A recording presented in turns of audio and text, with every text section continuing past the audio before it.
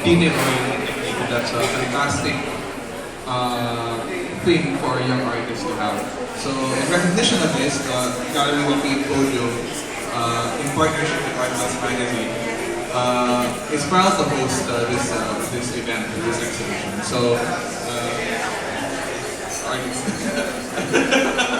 who snuck up behind me?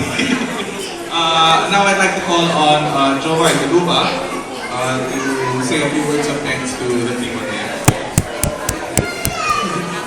Maraming salamat po sa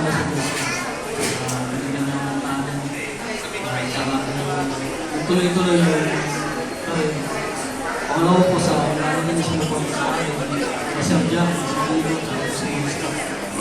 Salamat po pati sa mga tumakagilig sa mga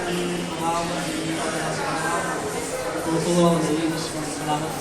At higit po sa lahat po ng dumalo ngayong gabi ko. Maraming salamat po sa iyo.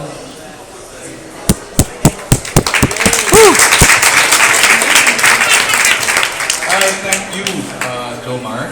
And now I'd like to call on the guest of honor, Mr. Grayson Chen, noted art collector, to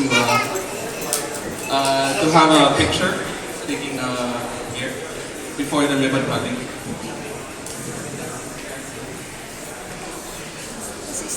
Steven.